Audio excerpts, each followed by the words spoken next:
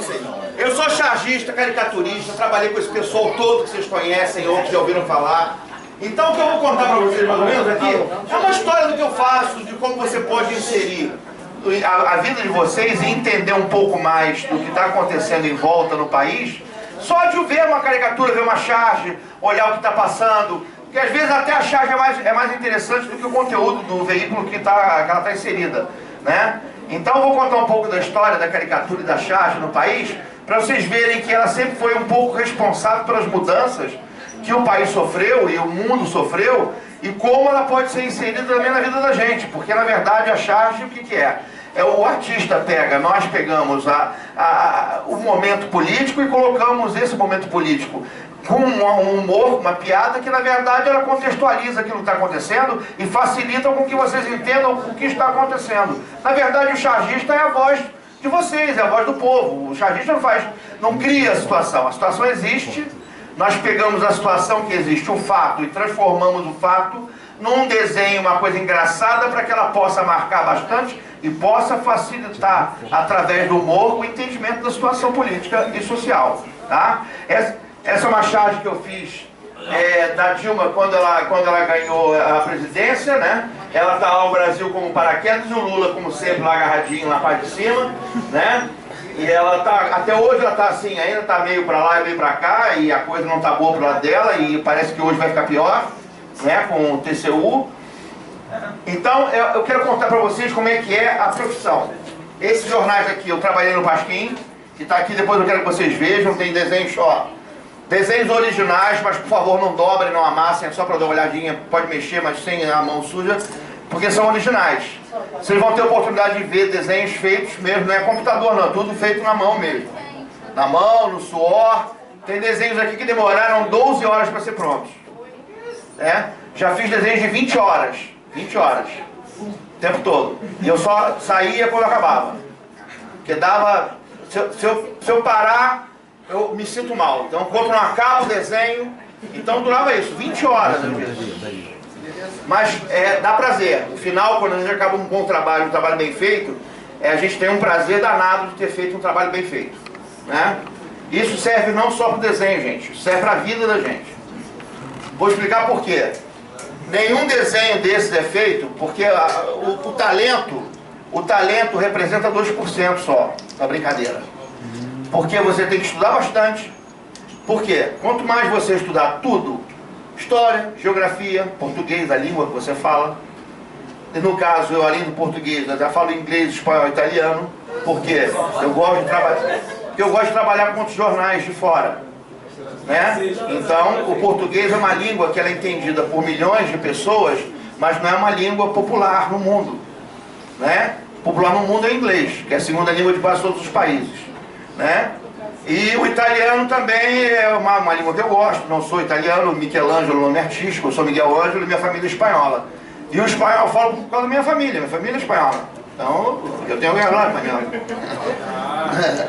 Então, mas me facilita. Quando eu quero mandar um desenho para a Inglaterra, eu faço o desenho em inglês. A piada sobre a Inglaterra, sobre um momento em inglês, eu já mando a piada em inglês.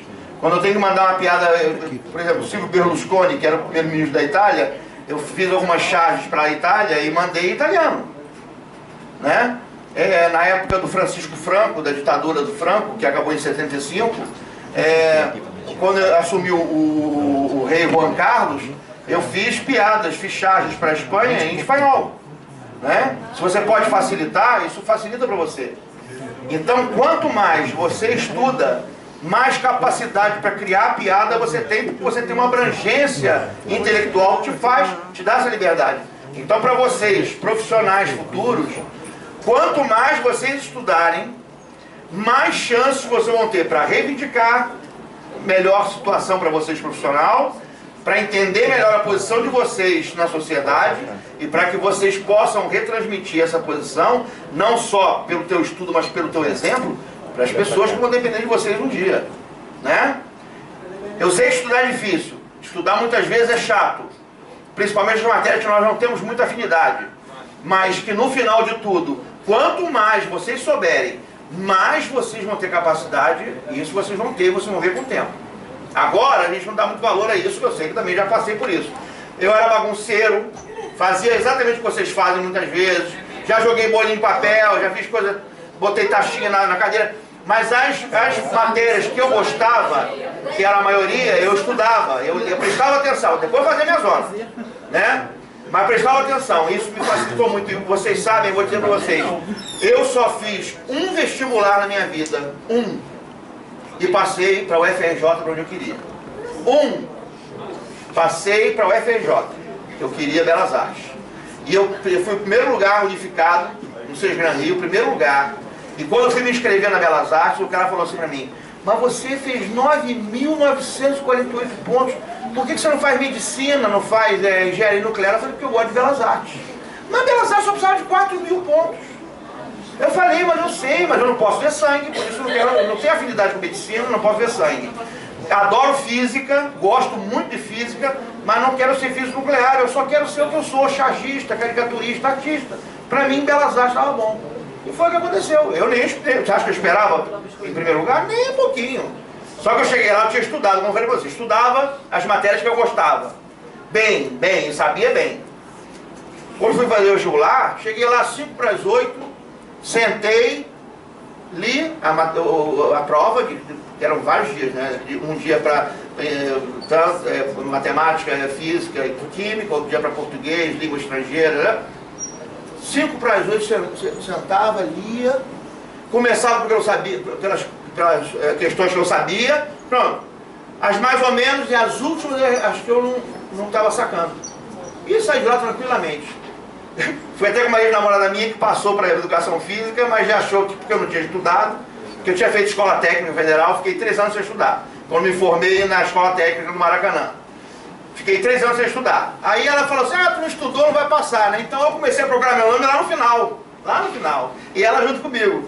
Quando chegou no 20º lugar, ela falou, desiste, pô, não tá nem em 20º. Ela virou as costas, eu continuei subindo. Eu tava lá em primeiro lá. Aquilo foi lindo. Foi lindo. Eu chegando, vem cá, Ana Cláudia, vem cá. Dá uma olhadinha naquele lugar aqui, esse primeiro aqui, ó. Esse aqui. Aquilo foi bacana pra caramba. E dá orgulho. E mais orgulho foi o primeiro dia de aula no UFRJ, lá na reitoria, que é onde é arquitetura e onde é Belas Artes, eu subindo aqueles degraus da escada que vai dar na reitoria, com a escada comprida, assim, ali eu chorei de orgulho, que eu não esperava passar, mas aquilo foi forte. Eu subindo aquelas escadinhas e vendo aquele prédio crescendo assim, aquilo foi lindo, né? Então, gente, olha só, vamos contar um pouquinho das histórias aqui, para vocês verem que isso aqui pode parecer simples, charge, né? Não é simples não, gente. A gente pode mudar muitas coisas na nossa vida através também da leitura do que você pode fazer através da arte. A arte ajuda muito. A arte é uma parte lúdica que te faz enfrentar melhor a dureza da vida, que a vida não é fácil. A vida não é fácil para ninguém. Até para quem tem muito dinheiro não é fácil. Porque para quem tem muito dinheiro, tem que lidar com medo o tempo todo, tem que estar cercado de segurança, não tem como ir para lá e para cá como quer ir. Entendeu? E o duro está sempre duro, coitado, não sabe o que vai comer amanhã. É difícil para todo mundo, mas quando você pensa que a vida pode ser melhor, quando você escreve alguma coisa com sentimento, quando você se expressa na arte com propriedade, você vai ver que a coisa melhora, né? Então vamos lá. Leilson Cavalcante é um estudioso sobre humor gráfico e tudo, e ele escreveu: o humorista gráfico toma o pulso do seu tempo através da sua análise crítica, que eu falei agora, percebendo o estado dos humores sociais do seu planeta, país, estado, província, cidade, governo, economia ou processo social. É o que fala, o chargista, como todo artista, como músico, né? Vocês não pegaram isso, mas os grandes compositores, Caetano, Chico, Gil, Ivan Lins, Milton Nascimento, na época da ditadura, eles se expressavam através das letras das músicas deles. Então nós, da nossa geração, que é um pouco mais velha, mas não tanto, a gente aprendeu muito com as letras das músicas. O que não era passado pra gente, que era proibido pelos jornais, nós íamos lá no Caetano Veloso, íamos entender o contexto da poesia dele, qual a mensagem que ele estava passando pra gente dentro da resistência quanto àquela situação social. Chico Buarque, o Gilberto Gil, todos eles. Então a gente abria um disco, ia lá nas letras, para ler a letra, estudar o que está passando pra gente, qual é a mensagem que ele está passando pra gente poder melhorar e tudo. Era assim que a gente aprendia. Hoje em dia, a coisa está muito difícil na música, porque é tudo grande, vocês podem gostar de todos, mas a maior parte, a letra é boba, não transmite nada que vocês já não saibam, é uma coisa de rápido, de consumo, na verdade não interessa muito a letra, o que interessa mais é o ritmo, mas se a música pode passar para você uma mensagem, gente, é muito mais importante, de amor. Às vezes você não sabe como falar para uma pessoa que a ama. Você às vezes vai numa letra de música, numa poesia, usa aquela poesia, aquela letra de música mais trabalhada, para você dizer uma coisa que você não conseguia dizer. E às vezes dá certo pra caramba. Mas você preferia que fosse você que tivesse escrito. Mas você pode escrever. Se você passar a ler mais, passar a estudar mais, aí você vai poder criar aqui dentro da sua cabeça. Você tem uma vastidão aqui, ó. Aí você tem uns exemplos. Não precisa mais copiar. Você pode criar na sua cabeça. Solta o sentimento. Escrever, né? Gente, escrever não tem mágica, não. Escrever é bom, você tem que saber o português correto para poder se expressar. Mas é você dizer o que você sente, o coração fala por você, você só escreve. Fica mais fácil quando você tem mais conhecimento didático, né? Mesma coisa nas artes. Eu vou mostrar para vocês agora o seguinte, a diferença entre caricatura pessoal e charge, tá? Vamos lá. A caricatura, por exemplo, a parte teórica de uma caricatura é a representação de um personagem conhecido, político ou artista, e ela dá ênfase ao exagero das características da pessoa, acentuando gestos, vícios, hábitos particulares do caráter físico e moral do indivíduo, representado de uma forma humorística, né? Ou seja, se você tem uma orelha grande, bota maior, um nariz maior, bota maior ainda, um olho pequeno, bota menor, tudo que é grande aumenta, tudo que é pequeno diminui. Né? Para manter a característica. Se eu tenho um nariz grande e alguém me botar com o narizinho pequenininho, não sou eu, é outra pessoa. Né? E a mesma coisa para todos os rostos e todas as suas características. A charge é representação pictórica, ou seja, desenhada e com um contexto histórico, ou um contexto de cenário e tudo, né? De caráter crítico que poderá ter ou não um teor cômico. Porque a charge não precisa ser só... Olha, aqui ela é cômica, aqui ela está mostrando um Néstor Kirchner, que era o presidente da Argentina, de uma forma, porque ele queria transformar, na verdade a charge tem que ser lida assim, porque é o mapa da América do Sul. Né? Ele queria unificar a América do Sul, mas sobre uma teoria mais no estilo dele, argentino, e mais peronista, que era o partido dele. Então ele queria, na verdade, unificar a América do Sul na ideologia do peronismo. Ou ela pode ser uma homenagem. Quando morre alguém de vulto, alguém importante para o país, né, você pode homenagear de uma forma bacana, né, mostrando o trabalho dele. Aqui não está muito embolado, o pessoal mexeu muito. Vai passar aqui. Então vamos lá. Agora eu quero dizer, aqui ó, 1, 2, 3, 4, 5, 6, 7. Eu quero que vocês me digam, a partir do que eu expliquei, quais são os números que são caricaturas e quais são charges. Vamos ver quem consegue aí. 1 é o quê? 1 é o quê? 2, 3, 4, 5, 6, 7.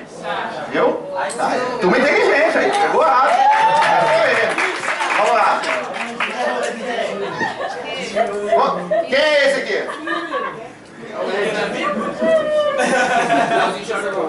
Quem adivinha? Não, Chico Buarque. Eu não tenho esse olhão bonito assim, não. Meu aqui é castanho amarelado. Qual é a característica do Chico Buarque que eu acho principal? É o olhão azul, né? Aquele olhão dele. Então eu coloquei em maior destaque o olho dele, né? Tem a boquinha dele, daquele jeito, né? Mas eu achei que o olho era o que mais ia passar por aqui agora. Né? E aproveitei e fiz o destaque do olho. Né? Essa é a charge do Lula, né? O Lula aqui em cima do poste, que ele diz que não sabia de nada, nunca soube de nada, não sei o quê. Aqui é um poste cheio de gatos, né? Você vê bastante assim na rua. Ele tá lá, ele diz que não sabe de nada, mas tá lá, tem um fiozinho ligando ele aqui. Esse bolo todo, na verdade, foi ele que fez. Esse aqui é o chefe. A caricatura da Hebe Mota, Eu acho que essa turma toda cabe dentro desse blazer. Se abraçar todo mundo, cara. E esse aqui é? Ah, garoto! Ah, ele disse pra Botafogo, vai torcer pro Botafogo, ó. Ó, começa não, pô. Ele falou que vai torcer pro Botafogo. Vai nada? Ah, então é botafoguense, né? Não, sou Flamengo. O Flamengo eu não quero não. Mas também não quero o Ronaldinho Gaúcho de volta, não. Deixa o Fluminense ter caído no gol, tá bom. Esse aqui quem é? Ah, é, tá vendo? Olha lá. Isso aqui é uma homenagem, tá vendo? Isso aqui foi uma homenagem que eu fiz a ele quando ele morreu. Porque desde que eu nasci que eu conheci esse personagem. Sempre ri muito com ele em todas as épocas da minha vida. Então quando ele morreu, infelizmente nos deixou, e eu o conheci pessoalmente, gente, ele era advogado. A coisa mais engraçada do mundo, eu estava no fórum, lá no centro da cidade, me aparece esse homem, sem os óculos, sem nada, né? Com terno. Aí eu comecei a rir e olhar pra ele. Eu falei, o que o senhor tá fazendo? Ele vai fazer um show aqui no fórum? Não, meu filho, eu sou advogado. Eu falei, porra, era advogado. Mas ele falou assim, eu sou advogado. Eu falei, porra. E todo mundo ria. Ele falou, tudo isso acontece sempre. Até os clientes que me contratam, ele falou, riem da minha cara pra me ver. Né? Essa é outra homenagem que eu fiz ao Chico Anísio. Aqui que eu fiz, quando ele morreu, eu fiz uma corrente de todos os personagens que ele interpretou, né? Mas não dá para desenhar todos, que vem até aqui. Mas aí eu comecei a escrever aqui, ó, o Pantaleão aqui, tá vendo? Aqui o Bozó, o Coalhada, o Painho, o Roberto e o professor Raimundo, né? Aí ele pro final. É uma charge que é uma homenagem à figura e à importância que ele teve para as artes no Brasil, né? A caricatura, gente. Esse aqui é o faraó Akhenaton e a esposa dele, a rainha Nefertiti. Ela era considerada a mulher mais bela da antiguidade. Ele é chamado de um faraó herege. Eu vou contar a história porque é onde começou a caricatura realmente no mundo. Ele foi o primeiro monoteísta da história, ou seja, o primeiro a pregar a existência de um único Deus. Porque antes dele subir ao trono, o Egito era, como sempre foi, politeísta. Ele tinha deuses para tudo. Deus para o ar-condicionado, Deus aqui para esse negócio, Deus para a mesa, Deus para o pasto, Deus... Eram vários deuses, para tudo que é coisa. Como tem os indianos também que tem a mesma coisa. Quando ele subiu ao trono, ele acabou com essas deidades e colocou apenas um único Deus, que é Atum, que é o círculo solar, que é esse aqui. Que está com as mãozinhas abençoando a ele e a Nefertiti. E aqui a comida, os pães, o vinho, né? E cada um disso aqui, esse aqui são os cartuchos, chama-se cartucho. São os cartuchos com o nome do imperador, do faraó, e os cartuchos com o nome da rainha. Toda vez que vocês verem um hieróglifo com isso aqui envolto, é o cartucho com o nome do faraó ou da rainha que está retratado no muro, né? Aqui são os hieróglifos que contam uma história que eles estão contando aqui. Então, nessa época que ele entrou e colocou o monoteísmo como a única religião possível, o único Deus possível, ele também liberou os artistas a fazerem o retrato dele caricaturado, porque ele tinha uma doença chamada síndrome de Marfan. A síndrome de Marfan, ela faz com que a pessoa tenha dedos muito longos dos pés e das mãos, essa cabeça oblonga, esse quadril de mulher, ele é homem, e peito. É próprio da doença, é. Mas ele poderia, os outros faraós, se colocavam fortes, né? Olha só, os outros faraós antes dele, o pai dele, Amenófis e Amenhotep III, se colocava sempre forte, bonitão, né? Ele não, ele liberou para fazer a caricatura dele. Mostrar os dedos, olha aqui o dedo do pé, olha aqui. Tá vendo o dedo do pé? E da mão? E assim, ele não se importou e deixou que fizessem a caricatura dele. Foi a primeira vez que a caricatura foi usada na história. Que é o nome caricatura. O nome caricatura vem do italiano caricare, que quer dizer carregar. Foi quando surgiu o termo caricatura. Em inglês, caricature. Então, primeira vez que surgiu o termo, mas a primeira caricatura foi feita na época do Antigo Egito. Aqui, ó, Honoré Daumier, que nasceu em Marseille e morreu em Beaumondois, em 1879, um dos mestres da litografia, considerado na época o Michelangelo da caricatura. Não eu, Michelangelo Buonarroti, renascentista do século XVI, né? Que viveu em Florença, Michelangelo foi um dos únicos artistas da história a ficar milionário e morreu milionário, com muito dinheiro. Entendeu? Leonardo da Vinci morreu duro, Rafael morreu um pouco, mais ou menos, mas o milionário mesmo era o Michelangelo, o meu xará do século XVI. Então ele fez essa litografia, essa charge em litografia. Litografia é você esculpe na pedra o desenho que você quer. Primeiro você desenha com lápis, depois você esculpe, depois você bota um papel com tinta, passa o peso em cima e o que sai é a folha. A pedra continua lá, você faz o desenho na pedra, esculpido na pedra. Ele pegou 6 meses de prisão para esse desenho. 6 meses preso, porque fez esse desenho, né? E o político não gostou, o rei não gostou e mandou ele preso. 6 meses, só por causa de um desenho. Brasileiro, aqui é um retrato dele pintado a óleo, aqui é uma autocaricatura, aqui é uma autocharge. Ele se faz em 3 tempos, né? Querendo retratar momentos da vida dele, né?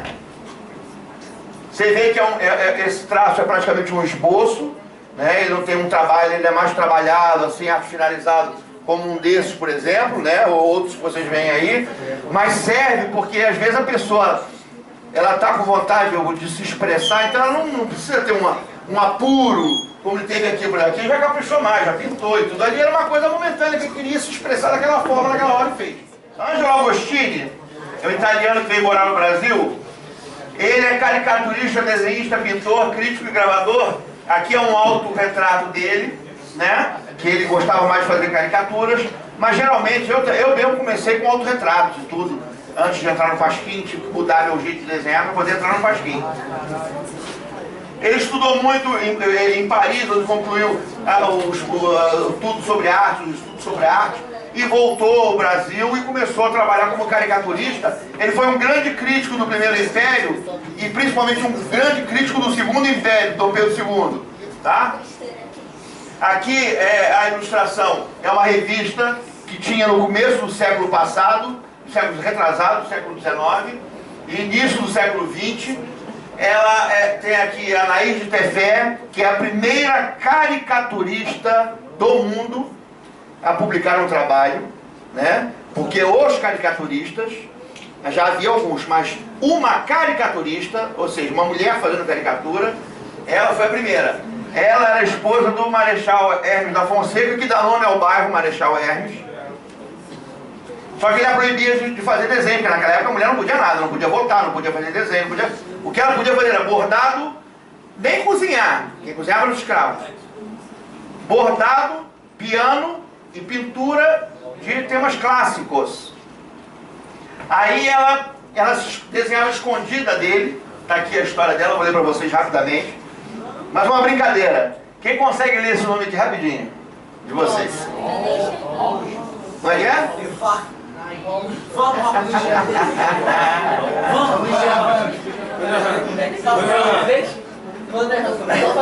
Nair de Tefé von Humboldt.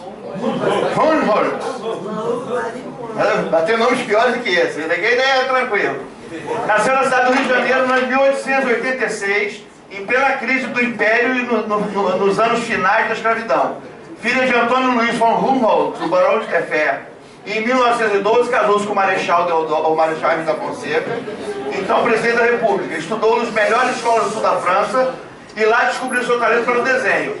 Com 9 anos produziu 9 anos de idade, sua primeira caricatura. É a primeira mulher caricaturista do Brasil e do mundo a publicar seus trabalhos. Nascia assim Rian, porque ela não podia, como ela não podia fazer o nome dela, ela botou Nair ao contrário, virou Rian, né? menina prodígio, fruto de uma família de aristocratas criada como uma princesa, a quem as excentricidades eram perdoadas e justificadas. Rian foi uma pioneira na caricatura no Brasil e é quem afirme que tenha sido a primeira mulher do mundo a publicar uma caricatura. E é verdade, ela foi a primeira. Ela adentra um espaço tipicamente masculino. Rian transformou uma brincadeira de criança em uma travessura de salão e uma arte reconhecida. Então ela pegava a escrava, ela desenhava quando o marido estava dormindo. Aí ela lá fazia caricatura, fazia charge, dava para a escrava levava lá na redação, a ilustração e publicava. E ela recebia por isso através da mesa escrava. Se ele descobrisse, ele dava uma bronca danada. Aqui ela, eu a conheci assim, eu a conheci já com 90 anos de idade. Aqui ela novinha, né? Aqui as caricaturas dela, aqui do Juscelino Kubitschek, ali do Fidel Castro, aqui de uma atriz famosa no início dos anos de 1900, aqui de novo JK, ó, aqui a Águia de Aia, o dela própria, da Josephine Baker, aqui da Rainha Elizabeth II da Inglaterra. E ela sempre produziu muito, ela trabalhava muito com pastel. Essa técnica aqui é pastel, é tipo um lápis de cor, mas mais macio, né? Ela foi pioneira, foi uma grande mulher, uma pessoa muito bacana de conversar. Se vocês conhecessem, vocês iam gostar. E eu a conheci pessoalmente. O J. Carlos foi um revolucionário. O traço dele fez uma virada. Vocês viram que os desenhos eram todos trabalhados, um cenário, ele limpou aquilo tudo, fez esse traço mais limpo, mais sóbrio, mais riquíssimo, sem erros. Tá vendo? Aqui ele descreve as mulheres dos anos 20, início dos anos 20, da Belle Époque francesa, que também serviu de influência para quase todos os países ocidentais. E ele pegou todos esses traços, ele era assim, a coisa fluía. O desenho dele tinha uma beleza, uma sofisticação que não tinha na época. Ele revolucionou. A história da caricatura brasileira e da charge é contada antes e depois dele. Vamos lá. Aqui, ó. Você vê que em pouquíssimos traços ele fazia os rostos das pessoas, tá vendo? Pouquíssimo, olha aqui, ó. Aqui é um tracinho, né? Olha aqui, já está o rosto da pessoa. Essa simplicidade é que assustava os outros, porque eles conseguiam, ver desses poucos traços, desenhos que eles demoravam um tempão para fazer. Em pouquíssimos traços ele já mostrava como a pessoa era. Aqui é a maior aquele desenho que vocês viram, né? Até a assinatura dele era bonita. J. Carlos. Até a assinatura era linda. Olha aqui são os chargistas analisando o momento da época. Por exemplo, aqui o Dom Pedro I está brigando com o pessoal que estava exigindo, porque ele era muito farrista, o Dom Pedro I. Então ele era muito beberrão, muito mulherengo. Então ele ligava pouco para o governo, um pouco para o Estado e muito para as farras dele. Então o povo pedia melhoras na saúde, melhoras na educação, em tudo que a gente pede hoje. Mas ele não queria saber de nada disso, ele queria farra. Então aqui está brigando o pessoal, tá todo discutindo contra as medidas impopulares dele e ele querendo brigar com os caras lá de cima. Só que essa estátua dele, que é a estátua que está sentado no cavalo, está na Praça Tiradentes, lá no Rio de Janeiro. Aqui é o filho dele, Dom Pedro II, quando o Império caiu, quando veio a proclamação da República, em 15 de novembro de 1889. Aqui são os pró-republicanos empurrando o imperador do trono. Você vê que esse desenho todo trabalhado, é o que eu falei para você, antes era tudo feito assim. O J. Carlos deu uma limpada em tudo isso e botou só o contexto que ele precisava passar para vocês, né? Aqui a foto do imperador Dom Pedro II, que eu quero só completar uma coisa que é importante.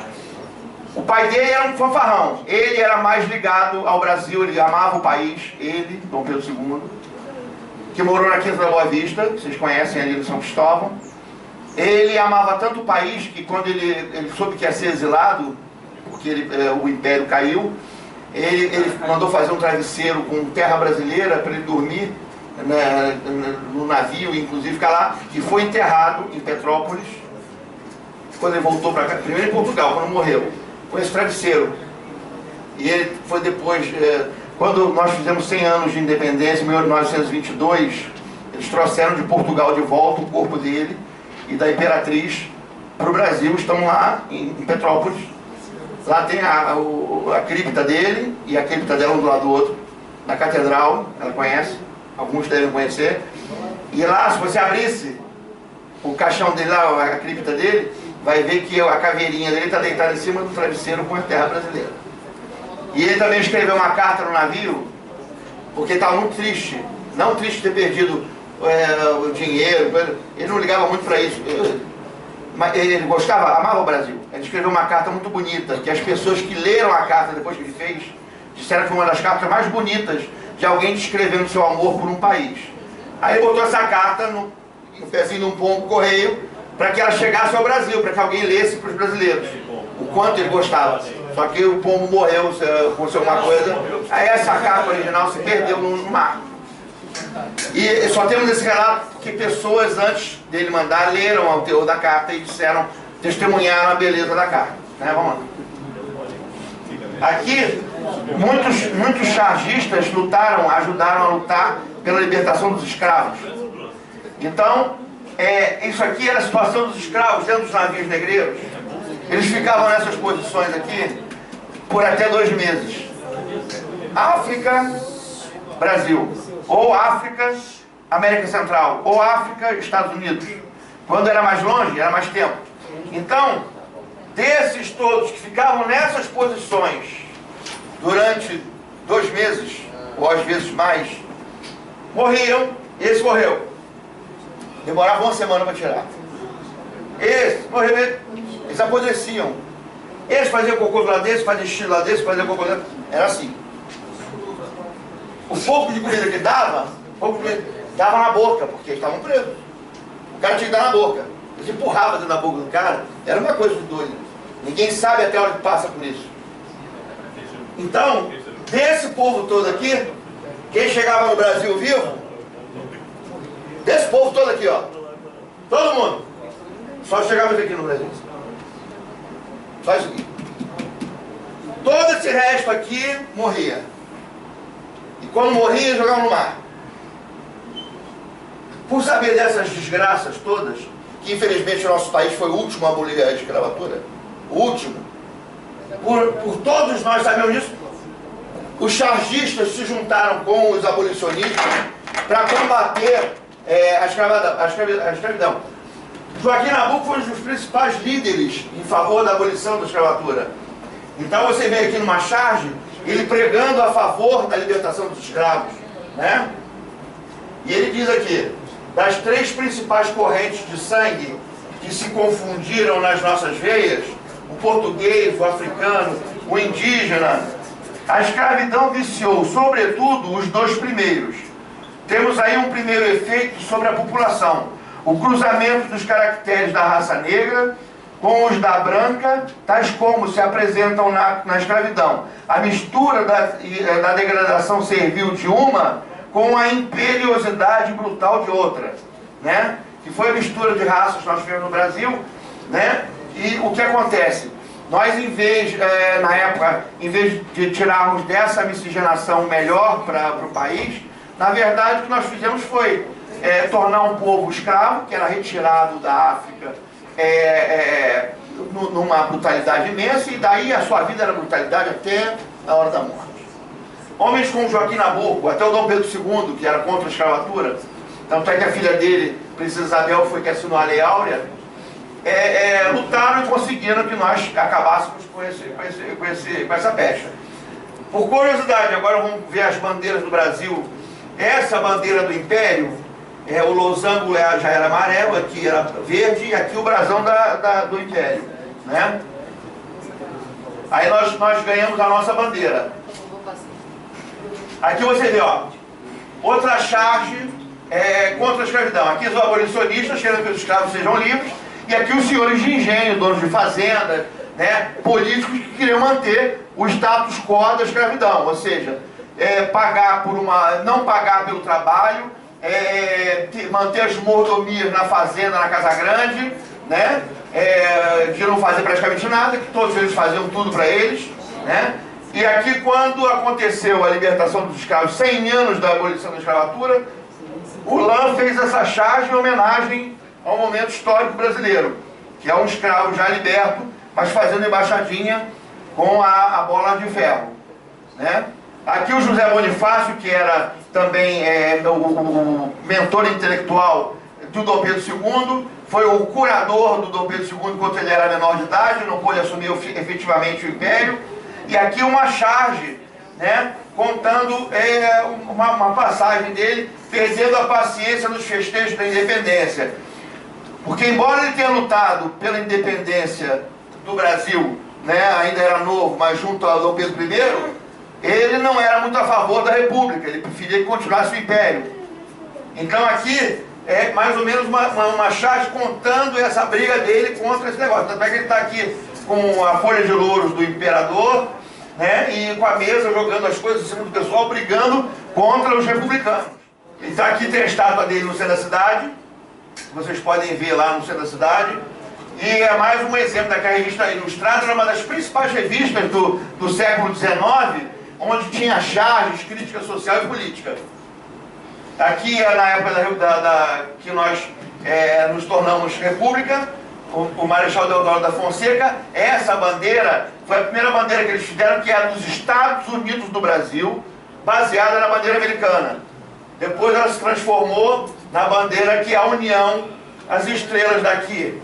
E essas que vocês veem aqui são as estrelas que estavam no céu na noite de 15 de novembro de 1889, quando foi proclamada a República. O céu em cima do Campo Santana. Do Campo Santana na cidade, porque o Marechal Deodoro, ele morava em frente ao Campo de Santana, no centro da cidade, em frente ao Central do Brasil, onde tem o Museu do Exército. Ele saiu de lá, foi lá que era um descampadinho, era uma coisa. E lá ele proclamou a República. E o céu que estava em cima da cabeça dele era esse aqui, com essas estrelas exatamente nessa posição. Então eles pegaram a bandeira do Império, pegaram as estrelas aqui, colocaram as estrelas na posição estelar que estava sobre a cabeça deles e colocaram o círculo que nós temos até hoje. Na época do Oswaldo Cruz, o Rio de Janeiro era uma podridão, era uma sujeira só. Não tinha esgoto, as pessoas faziam xixi, cocô no pinico, jogavam pela janela. Então você estava passando pela rua, que era só lama pura, daqui a pouco caía xixi na tua cabeça. Era assim. Os ratos almoçavam contigo. Você estava comendo, tinha um rato em cima da tua mesa, tinha rato no teu pé, como se fosse bicho de estimação. As baratas, as doenças proliferavam absurdamente. Então ele foi o primeiro a querer sanear a cidade do Rio de Janeiro contra a febre amarela, tifo, varíola. Então foi feito um projeto de saneamento onde os representantes da prefeitura entravam nas casas para vacinar as pessoas, para dedetizar o local, para limpar todo o local. E o pessoal das casas ficava revoltado, porque não tinham educação suficiente, cultura suficiente para saber que aquilo só fazia bem a eles. Proibiam, iam para as ruas, agrediam o pessoal que ia lá para matar os ratos e as baratas. Então ele foi muito criticado. Os chargistas, que também não entendiam muito, alguns na época, também o criticavam, e achando que aquilo era uma invasão de privacidade, que era uma invasão de patrimônio. Depois, quando ele conseguiu erradicar praticamente todas essas doenças, ele passou o status de odiado a Deus, né? Todo mundo começou a louvá-lo. Revolução de 30. Aqui o presidente Washington Luiz, né? E aqui você está vendo o Júlio Prestes, que era ele, se tudo ocorresse normalmente sem a Revolução de 30, o substituto do Washington Luiz ia ser o Júlio Prestes. Ele era representante da política café com leite, né? Que é os mineiros e paulistas, o mineiro do leite e o paulista do café. Então, quando saiu um do café, entrava um do leite, né? E estava fechado assim, mas aí o Getúlio Vargas não gostava daquele negócio, ele entrou com a Revolução de 30, derrubou o Washington Luiz, não deixou que o Júlio Prestes assumisse, ele assumiu com um golpe, né? Com a Revolução, que na verdade foi um golpe militar, mas também apoiado, como era apoiado pelo povo, tinha mais características de revolução do que o de 64, e assumiu a cadeira até 1945. Então essas charges estão contando as situações da época, né? Elas estão descrevendo o que acontecia na época através do bom humor, da piada e da caricatura. Aqui é o desfile dele quando assumiu a presidência depois da Revolução de 30, né? Aqui a visão dos chargistas em relação a ele já no poder, né? Espelho, espelho meu, existe um governo mais popular que o meu? Aí o espelho responde, o seu é populista, sim, já democrático, né? E tá... Aqui é outra charge também do Belmonte, que mostra ele pensando, o que eu vou fazer? Vai lá e bota fogo no lugar todo, depois corre, chama atenção, e vem com ele mesmo botou fogo, vem com a solução. Ou seja, ele criava os problemas e como um caudilho, vinha com a solução como se ele fosse o salvador da pátria. E não existe salvador da pátria. Aqui é uma charge linda do Chico Caruso, que ele está mostrando o Getúlio Vargas desde o início da Revolução até o final, quando ele se mata, né? Quando ele se suicida, em 1954, agosto de 54. Né? Aí a capa do jornal. E tudo, você vê que a caricatura e a charge, elas acompanham sempre a história do país. Ela ajuda o povo a entender o que está acontecendo no contexto do país. E com bom humor, que é melhor. Aqui o Juscelino Kubitschek também. Essa charge aqui é uma das que caiu no vestibular. Isso cai muito em vestibular, viu, gente? Charge, caricatura, para você entender o que está acontecendo e responder sobre o contexto. Né? Aqui a Constituição de Brasília, que ele fez o Brasil, ele prometeu ao Brasil uma evolução de 50 anos em 5, né?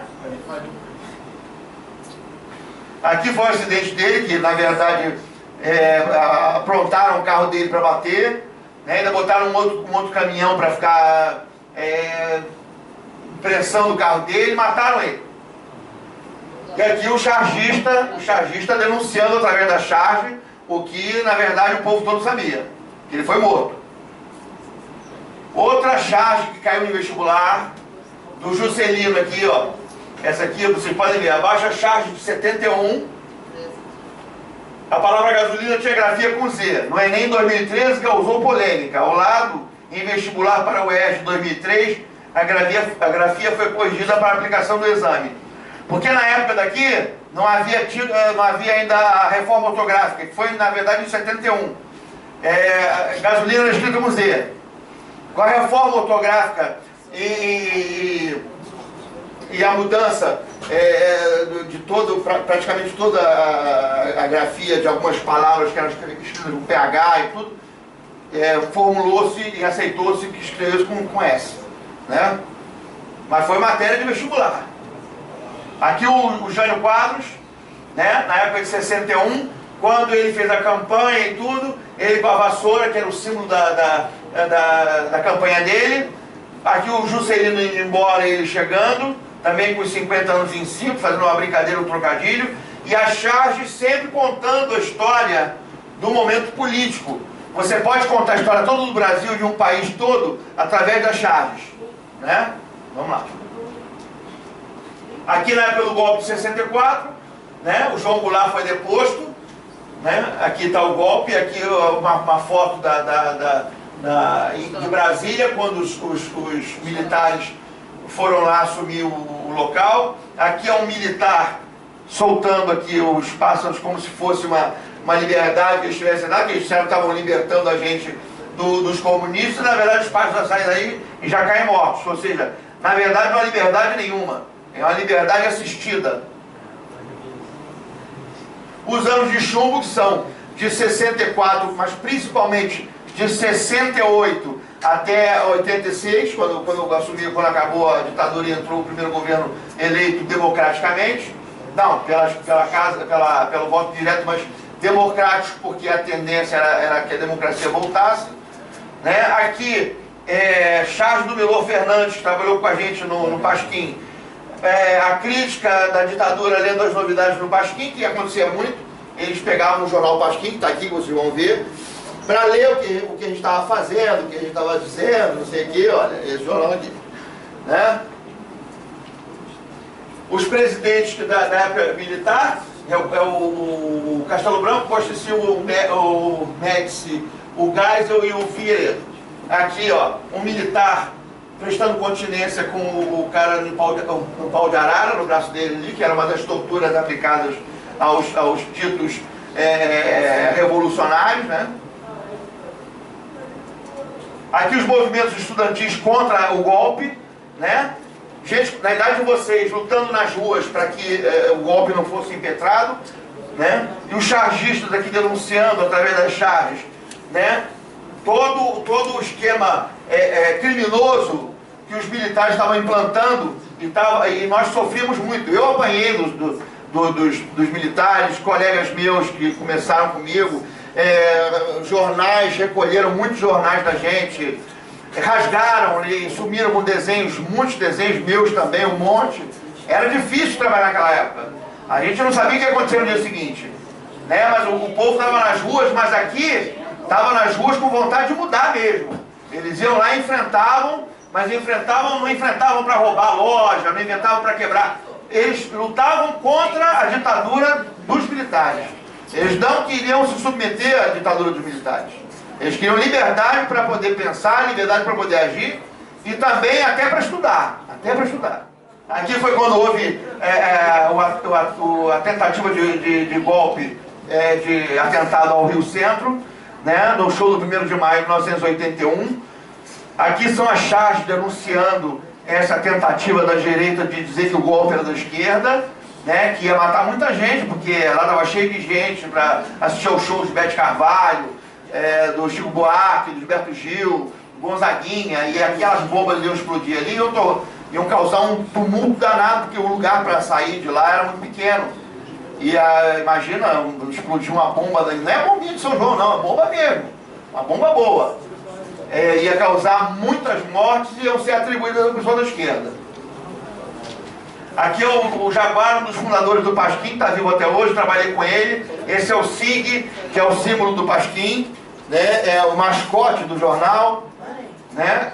Aqui ele com a Elco Maravilha, lá na Academia Brasileira de Letras.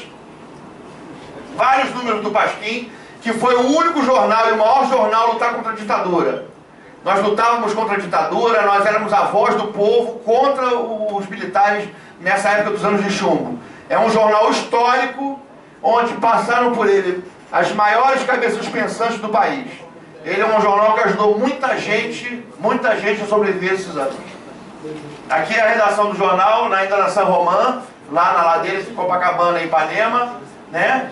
Alguns dos que mais trabalham, o Tarso de Castro, Jaguar, aqui está o Enfio, o Ziraldo, o Milor Fernandes, o próprio Jaguar. Você vê que está todo mundo, o Fortuna, que era chargista também.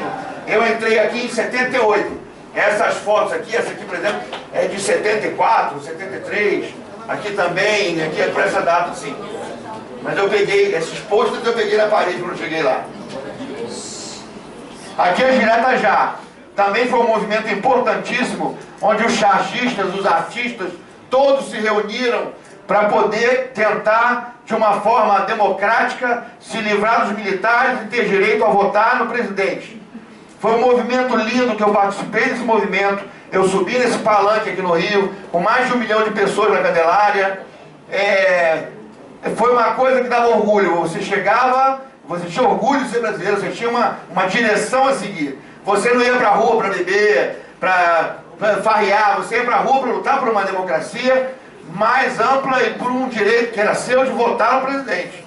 Foi uma coisa, um tempo muito bacana. Nós conseguimos, de uma certa forma, de forma indireta, eleger o Tancredo Neves, mas infelizmente ele não durou muito, não conseguiu nem tomar posse. Ele ficou doente e morreu antes de tomar posse. Foi um drama que nós acompanhamos durante 20 e poucos dias. Aqui uma caricatura dele. Foi um momento importante do Brasil. Plano Cruzado, Sarney, ele lançou o Plano Cruzado, que quebrou muita gente. Ele entrou com planos econômicos mirabolantes, que deixavam o país mais quebrado do que estava. E nós, chargistas, como sempre lá atacando e mostrando qual era o caminho a seguir. Aqui o Collor, quando ganhou, né? Primeiro presidente pós-golpe militar, mas depois houve a derrocada dele por corrupção e tudo, e nós, chargistas, mais uma vez, representando a voz do povo contra isso. Aí a queda do Collor, depois de todas as descobertas de corrupção e tudo, o próprio irmão dele denunciando, e mais uma vez o chargista estava lá, como voz do povo ativa, para que isso não se repetisse, embora, como vocês todos sabem, está se repetindo de novo. Ó, essa questão aqui, Collor Games, mostrando que ele veio com todo entusiasmo, né? Subiu nas pesquisas, ganhou a coisa, mas acabou na lama. Essa questão de prova de vestibular. Então o que acontece? Se você não se liga no contexto histórico do país, se você não se liga nas atualidades, se você não estuda sobre o que foi o país, o que aconteceu, uma questão dessa derruba você no vestibular. Você tem que entender o que está acontecendo no contexto, o que acontecia no contexto, para que essa charge se justifique. Né? Aqui agora, e o Collor, depois disso tudo, voltou de novo como senador, porque o povo que não estuda direito, não tem memória, acaba votando de novo na mesma pessoa. Aí tá ele com esses olhos maravilhosos de zumbi aqui, que eu adoro esses olhos de zumbi dele. E ele tá aqui também, junto com os mesmos, né? Renan Calheiros, Sarney. Você vê que não muda. Se a pessoa não tem lembrança, se a pessoa não tem memória do que aconteceu, não vai mudar nunca. Aqui é a época do Itamar, quando ele liberou o Fusquinha de novo, criou o Fusquinha, o novo Fusca e tudo, aí o cara aproveitou o tupete dele e fez o Fusquinha, que maravilhoso, ó. Que é uma caricatura ali com poucas coisas, tá vendo? É pouquíssimo, já fiz a cara dele. E mais uma vez, ó, o chargista contando a situação do país, a política, como estava acontecendo e tudo. Né? O Fernando Henrique Cardoso, que era o ministro da Economia dele, da Fazenda. Aqui o Fernando Henrique Cardoso, quando lançou o Plano Real, que é uma charge ótima do Real, e ele pulando como se fosse o pula-pula, que é do Chico Caruso, né? Essa também é muito boa. Aqui, ó, o chargista às vezes consegue predizer o que vai acontecer. Anos de antecedência. O Lula era sindicalista e foi preso em São Paulo pela polícia. E o Chico Caruso, que era do Jornal do Brasil nessa época, fez essa charge aqui, ó. E ele falando: deixa eles, vamos ver quando eu for presidente. Aí, ó. E foi presidente. Essa charge é em 1980. Ele não tinha nem fundado o PT ainda. Estava em vias de fundar. Aqui o Fernando Henrique, né? Quando o Real na primeira fase começou a fazer água, teve reajuste e tudo, né? Aqui o Collor com o Lula, né? Aqui já o Lula presidente, na primeira fase. Aqui ele falava uma coisa quando era sindicalista, aqui ele como presidente faz outra, né? E olha aqui, ó, essa charge antiga já está, de novo o CPMF querendo voltar, tá vendo? E a mesma coisa aqui já é a Dilma, né? O Lula já dando uma nova força para Dilma aqui, de novo, para ver se salva o governo, que na verdade quem quer é ele quer voltar. E aqui é a mesma coisa. Aí a farra deles, os dois ex-presidentes e os que já foram presidentes, estão sempre juntos, sempre armando alguma coisa dentro do esquema político, né? Aqui a outra também, essa mais atual também. E aqui a situação dela, mais atual que essa, hoje é mais... Aqui é quando ela ainda era ministra da Casa Civil, né? E aqui também precisando da ajuda do Lula para poder governar, porque ela estava perdida e está até hoje, né? E aqui a situação dela atual. Aqui foi quando o governador, que eu conheci duro, na época do Pasquim, duro, sem um tostão, né? Que me pedia sempre um cafezinho, que eu contei a história agora há pouco. Ele foi a Búzios, eu era coordenador de cultura de Búzios, ele foi a Búzios, eu soube que ele ia lá, fiz essa charge para dar de presente uma para ele e uma para Dilma, que ele mandou para ela, e mexi com ele, me reconheceu depois de um tempo, né? E eu falei para ele: cadê o cafezinho? E ele me reconheceu, fez questão de tirar fotos comigo, e eu até brinquei, pô, nessa época eu ia ter pedido emprego para ele, que era governador, não pediu emprego, eu perdi. Gandhi, gente, por que eu coloquei o Gandhi aqui? Porque o Gandhi, na época que ele libertou o povo da Índia, ele estava no processo de libertar o povo da Índia do jugo inglês. Ele sofreu pelos jornais britânicos muitas charges, porque Tem o chargista que eu não falei, o chargista que trabalha diretamente com a ideologia do jornal. Então ele usa a charge, que é uma forma errada de usar a charge, para derrubar crenças que ele sabe que são verdadeiras e boas. Ele tem consciência, o chargista, o artista, de que Gandhi lutava por uma causa justa. Mas quem pagava o salário dele era o dono do jornal, que era imperialista. Então ele preferia fazer a charge para manter o jornal dele e a grana que ele recebia, e ia contra a ideologia dele. Então fizeram várias charges contra Gandhi. Agora, qual é a importância do Gandhi hoje em dia, o exemplo do Gandhi? O Gandhi libertou, a população da Índia na época, que ele libertou a Índia em 1947, eram de 600 milhões de pessoas. Dessas 600 milhões de pessoas, 95% eram analfabetas. Ele conduziu o povo da Índia contra o jugo inglês, com não violência, ou seja, se baterem, não reaja. Desobediência civil. Achou que é injusto, não pague. E boicote. Não é uma coisa justa para você, não compre. Não é uma coisa que sacrifica, não compre. Você vai no mercado, o pão hoje, numa padaria, o pão hoje custa 10 centavos. Não, um exemplo. Tá 50 centavos hoje. Amanhã está 60. Não compre. Não compre. Se você comprar, ele vai ficar confortável e depois vai botar em 70, 80. Não vai querer saber se você tem 70 ou 80 para comprar. Ele fez com que o povo entendesse isso. O povo indiano usava roupas feitas pelos ingleses. Ele ensinou o povo indiano a usar, fazer a sua própria roupa e usar a própria roupa que ele fazia. Com isso, a indústria de tecidos inglesa, que era grande por causa da Revolução Industrial, começou a pressionar o governo, pressionar o rei e pressionar o primeiro-ministro inglês contra isso. Então começaram a ver que o prejuízo era muito grande. Quando ele viu que era um prejuízo atrás do outro, os ingleses, eles viram que era melhor comercializar com a Índia do que empurrar para a Índia coisa que não iam poder mais empurrar, que ninguém ia comprar. Ele conseguiu libertar a Índia com a ideologia dele, com a ideia dele, pelo exemplo dele, mostrava para os outros. Não tínhamos internet, não tínhamos nada disso. Aliás, não tínhamos quase nada, até o rádio era bem rudimentar. Ele libertou a Índia pela exposição dele, do exemplo dele para as pessoas. Isso se espalhava para um para o outro. Nós podemos fazer isso no país, mas nós temos que ter consciência de que nós temos que ter alguns sacrifícios para poder mudar o país de uma forma que não nos sacrifique mais. Este homem é um exemplo. Vocês devem estudar a vida dele, ver o que ele fez e pensar numa forma dessas para a gente poder melhorar o país. Melhorar o país sem violência, desobediência civil quando você não concordar, aceitar que você pode ficar sem luz hoje. Mas se todos não pagarem a luz, eles vão ter que abaixar. Se todos não comprarem naquele mercado que rouba vocês, eles vão ter que abaixar o preço. Se todos não pagarem a água, eles vão ter que diminuir o preço da água.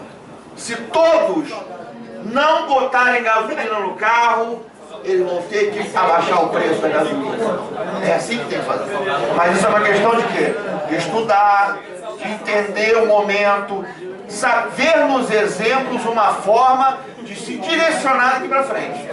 Através do exemplo e da conscientização. A gente tem que saber, o chargista usa isso porque o chargista tenta ser essa voz. Conscientizar a pessoa de que se ela agir, e não é muito tempo não, um boicote de 1 mês, 2 meses no máximo, um boicote simples, muda, porque da próxima vez eles vão pensar 10 vezes em fazer, porque eles sabem que se entrar outro boicote eles vão perder milhões e milhões de dólares. Então eles ficam com medo. Agora, se ninguém fizer nada, só ir pra rua, sou contra a revolução, sei o que, sou contra isso, aí ir pra casa, comer friboi, não vai mudar nunca. Ele foi um exemplo, tem que ser seguido. Aqui você vê, pegaram a Índia, aqui é o inglês, né, com toda a tecnologia, tentando empurrar um elefante que era o indiano, né, que era a Índia, que a Índia é bem maior que a Inglaterra. né? E você vê que graças ao exemplo do Gandhi, não conseguiu. Tá lá o elefante sentadinho lá travado, e por mais que ele faça fumaça e empurre, não está saindo. O chargista é o mercado do trabalho. Ó, a carreira de um profissional da área de charges, cartuchos e quadrinhos, é muito extensa e há várias opções no mercado do trabalho. Você pode, no computador, gente, olha, todos os grandes criadores de história em quadrinho e de... Gente, aqui, ó, deixa eu só acabar aqui que eu tô ficando sem voz. Se eu tiver que gritar mais, até com o microfone, é difícil. Já tá acabando já. Só quero explicar o seguinte. Quem faz desenho animado, história em quadrinho, mas principalmente desenho animado, ele trabalha essencialmente com desenho feito à mão. Depois ele alimenta o computador, e o computador, a partir daquele desenho, é que você desenvolve tudo. Então quem gosta, até para trabalho, até para direção disso, direção de história em quadrinho, direção de desenho animado, que é muito rentável, até para design gráfico, o desenho é importante. Design gráfico ganha muito dinheiro, é uma profissão bacana, que só tem crescido e ganha muita grana. Para isso o desenho é importantíssimo. Então vocês podendo fazer exercício em casa, porque às vezes você sabe desenhar, mas não descobriu. Tem que descobrir no exercício, né? O campo é vasto ainda. Para quem desenha é vasto, mas tem que ter o conhecimento, tem que sentar, tem que ir lá sacrificar, fazer os desenhos, né? Aqui, ó, tem os materiais aqui, ó. Essa é a mesa que você usa a caneta ótica para desenhar. Já uma mesa grande, com bastante característica de tecnologia. E tem a mesa antiga que a gente usava, com pincéis e tudo, né? Uma forma assim mais rústica, mas também servia. Porque aqui você faz muito à mão, como são esses desenhos que eu tenho aqui, né? E aqui você tem esse olho todo foi feito apenas com esses lápis aqui. Todo sombreado, que é mistura de giz branco com lápis preto e tudo. Você vê que tem bastante coisas. Você tem que procurar um bom curso, material adequado, né? Local de trabalho, que é democrático, mas é bem legal também. O pessoal que trabalha com desenho está sempre se envolvendo com coisas novas, novas tecnologias. Uma mesa dessa aqui custa uns 30 e poucos mil reais. Mas você faz tudo ali, você faz até um desenho em quadrinho inteiro. Uma história, um desenho animado completo com essa mesa. Inclusive projetos, como projeto de carros e tudo. Não quer dizer que uma mesa dessa a pessoa também não possa. Exatamente. Mas você faz um desenho bom tanto nessa mesa como nessa aqui. O que importa é o artista, mas na verdade são 2% de talento e 98% de trabalho. Né? A arte pode transbordar de você e com ela você pode transformar o mundo para melhor. Todo artista, toda pessoa que desenvolve arte, não precisa ser para ganhar dinheiro, mas que ela melhore a sua vida, sendo escrevendo, tocando um instrumento, cantando, desenhando, a tendência é sempre transformar você numa pessoa melhor. Então se vocês prestarem atenção nisso, e vocês dessa pequena palestra tirar um aprendizado nesse sentido, vocês vão ver que a vida de vocês vai melhorar bastante dentro daquele trabalho lúdico com um trabalho tecnológico de estudo. Quem estuda, quem trabalha e quem tem o seu horário de lazer que possa produzir uma coisa bonita, nem que seja para você mesmo, aproveite porque a vida vai melhorar a partir disso, né? Desculpe aí, eu demorei um pouquinho mais e a voz está indo embora. Depois nós vamos fazer uma exposição bacana aqui. Quem quiser ver os trabalhos estão aqui também, pode dar uma olhadinha.